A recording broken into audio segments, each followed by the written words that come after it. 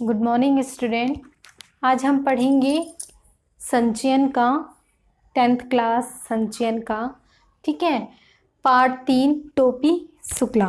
तो इस पाठ में बताया गया है कि किस प्रकार दो संप्रदाय के लोगों में मित्रता होती है, ठीक है। और इस पाठ में यह भी बताया गया टोपी शुक्ला, ठीक है। तो चलिए हम टोपी शुक्ला पाठ को पढ़ते हैं। इफ़न के बारे में कुछ जान लेना इसलिए ज़रूरी है कि इफ़न टोपी का पहला दोस्त था, ठीक है। इफ़न और टोपी दोनों दोस्त हैं। इस इफ़न को टोपी ने सदा इफ़न कहा है। इफ़न ने इसका बुरा नहीं माना, परंतु वह इफ़न पुकारने पर बोलता रहा। इसी बोलते रहने में उसकी बड़ाई हुई, यानी उसकी तारीफ भी हुई।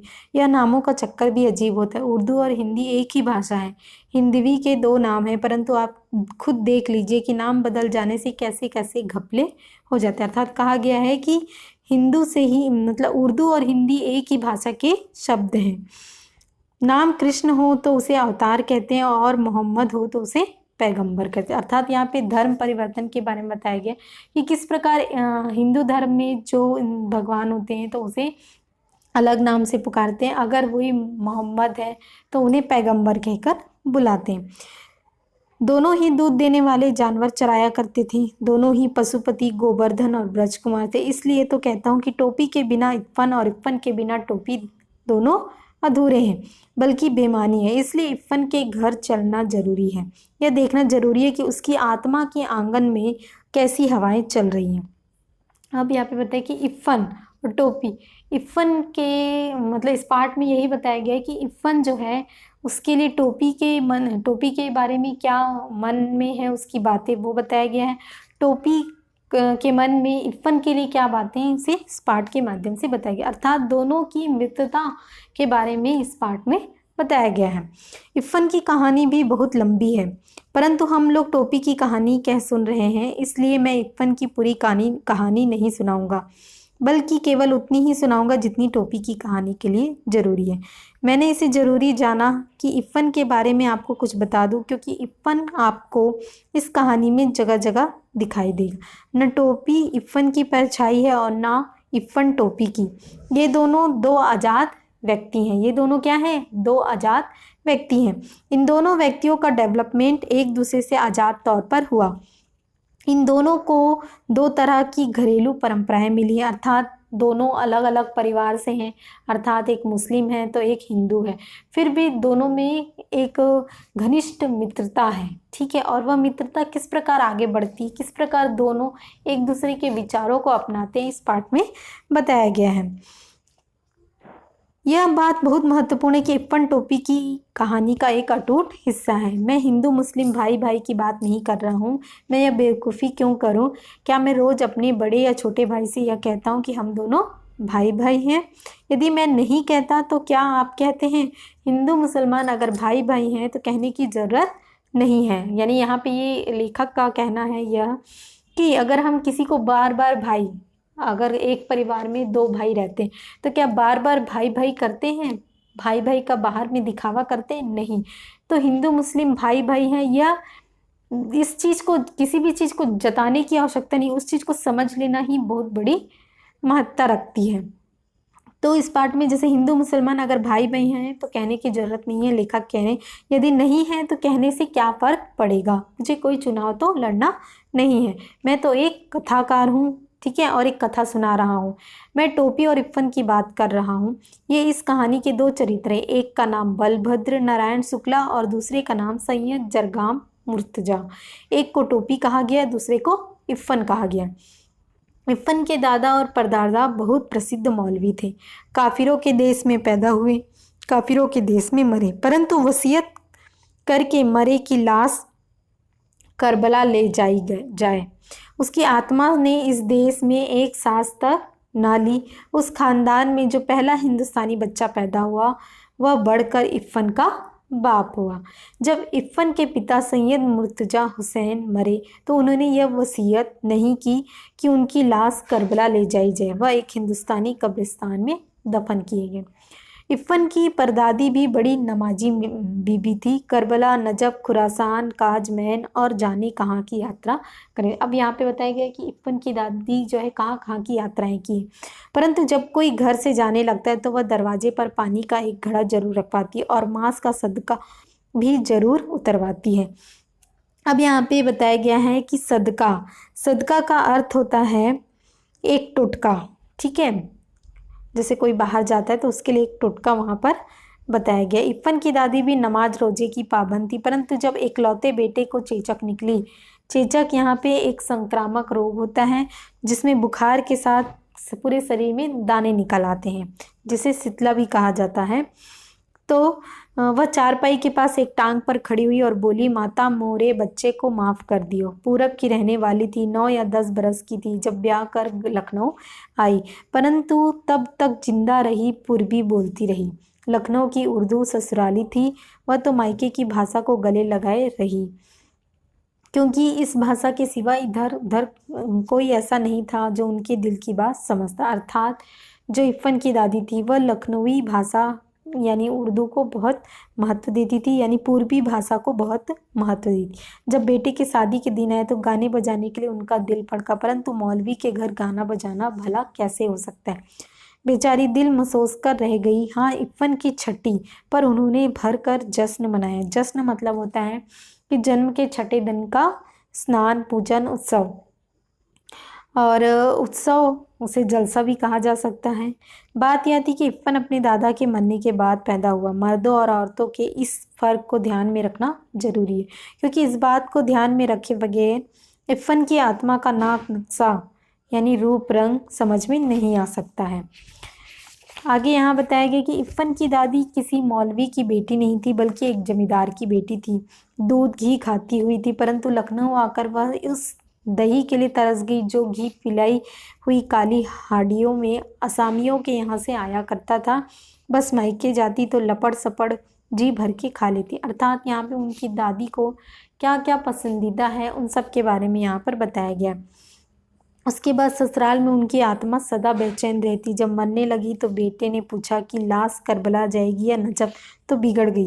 बोली, ए बेटा, जौनू तू में हमरी लाश ना संभाली जाए ता हमरे घर भेज दियो।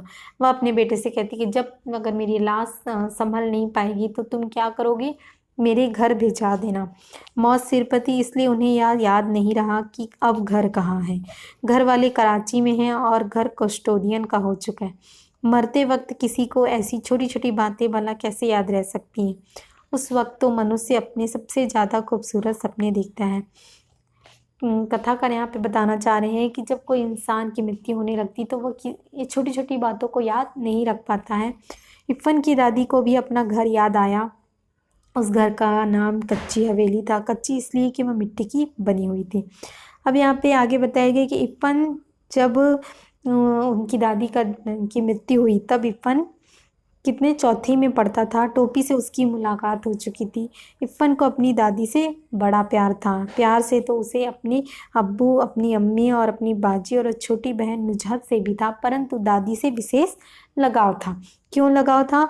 क्योंकि हर चीज़ का उसकी जो दादी है उसका दिल कभी नहीं दुखाती थी। वह रात को भी उसे बहराम, डाकू, अनार परी यानी उसे कहानियाँ सुनाती थी। सोता है संसार, जागता है पाक परवरदिगार। अब यहाँ पे पाक, पाक का मतलब है पवित्र।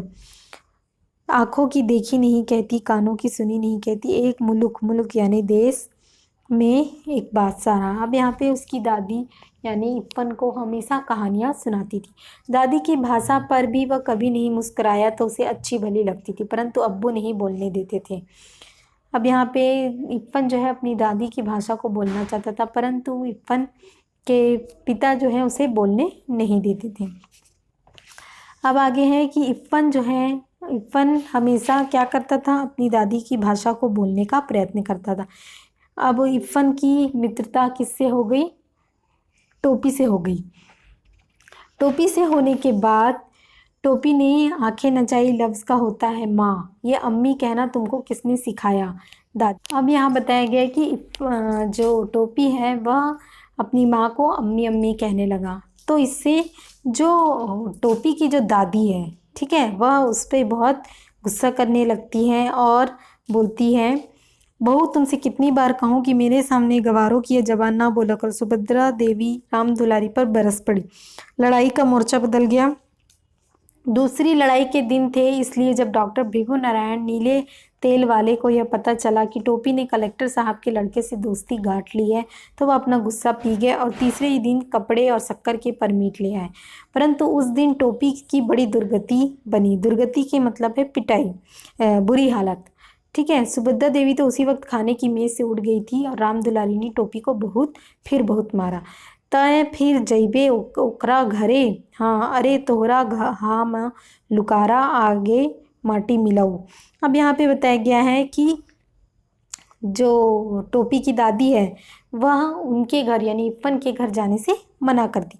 राम दुलारी मारते मारते थक गई, परंतु टोपी ने यह नहीं कहा कि इफ्फन के घर नहीं जाऊंगा। मुन्नी बाबू और भैरव उसकी कुटाई का तमाशा देख रहे थे। ठीक है, यानी उसकी जो पिटाई हो रही थी उसका तमाशा देख रहे थे। राम दुलारी मारते मारते थक जाती है। उसके बाद हम एक दिन एक और रहीम कबाबची, कबाब बनाने वाला की दुकान पर कबाबों खाते देखा रहा। मुन्नी बाबू ने टुकड़ा लगाया। अब यहाँ पे उनके जो मुन्नी बाबू हैं यानी टोपी के जो बहन भाई हैं, वे लोग क्या करते हैं, बताते हैं कि ये दुकान में कबाब खा रहा था। राम राम राम दुलारी गिन्ना के एक कदम पीछे हट गई और टोपी मुन्नी की तरफ देखने लगा, क्योंकि असलियत यह थी कि टोपी ने मुन्नी बाबू को कबाब खाते देख लिया था। अब उल्टा हो गया कि टोपी ने मुन्नी बाबू को कबाब खाते देखा था, इसलिए वह मुन्नी बाबू ने उसे एक इकन्नी रिश्वत की दी थी। टोपी को यह मालूम था कि परंतु वह चुगलखोर नहीं था। उसने अब तक मुन्नी बाबू की कोई बात इफ्फन के सिवा किसी और को नहीं बताई। तू हमें कबाब खाते देखे रही हो ना देखे रहा ओ दिन, मुन्नी बाबू ने कहा। तो तुमने उसी दिन क्यों नहीं बताया, सुभद्रा देवी ने सवाल किया।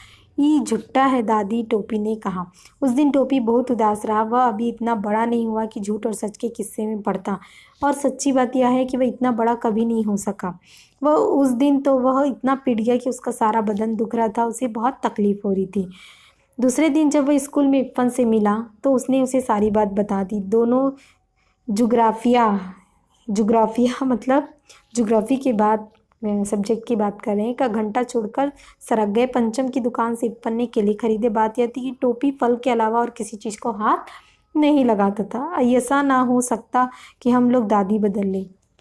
अब टोपी के मन में अपनी दादी को लेके बहुत गुस्सा था, तो वह कहता है कि क्यों ना दादी को ही बदल लिया जाए। तोहरी दादी हमरे घर आ जाए और हमरी तोहरे घर चली जाए।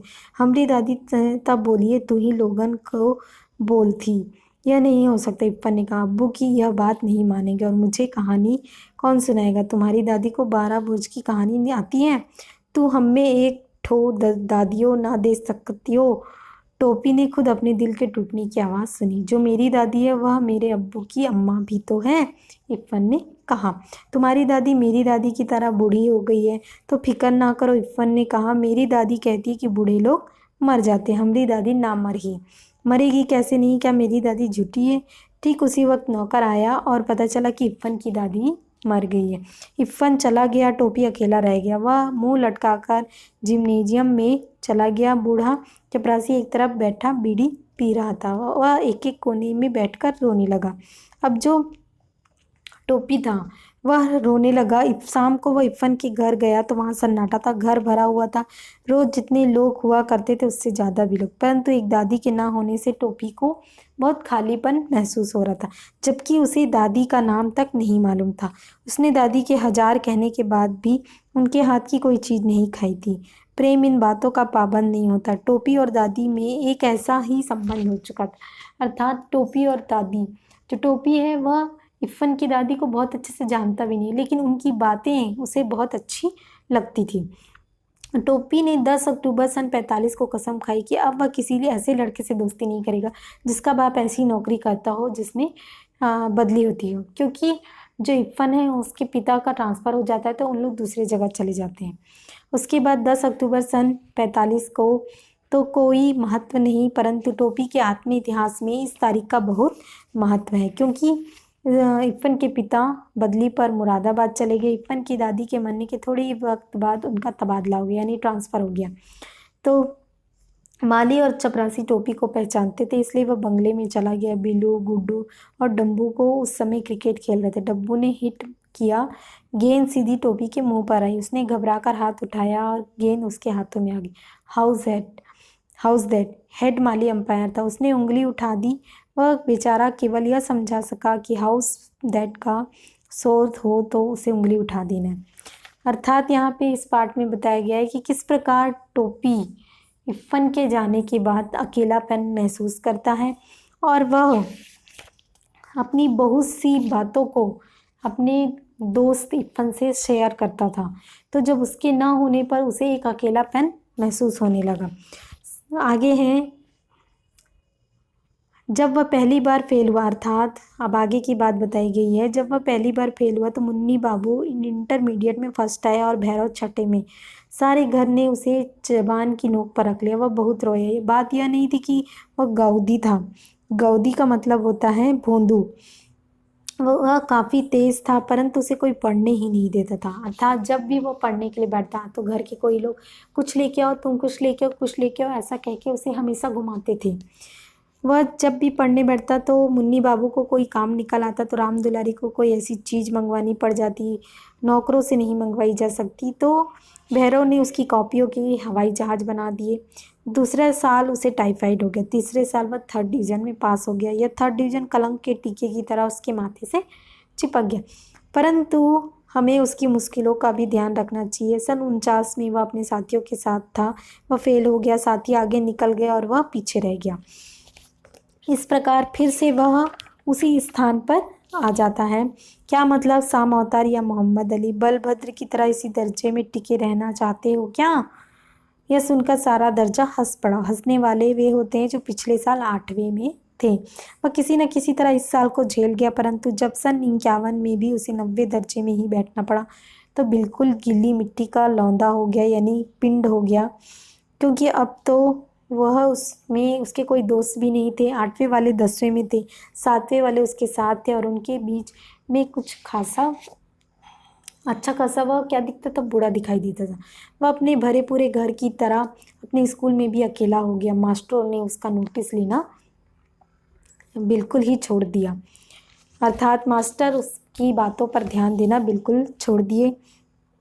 आगे बात बताएं कि 3 बरस से यही किताब पढ़ रहे हो, तुम्हें तो सारे जबान याद हो जानी चाहिए। इन लड़कों को अगले साल हाई स्कूल का इम्तिहान देना है, तुमसे पार्सल पूछ लूँगा।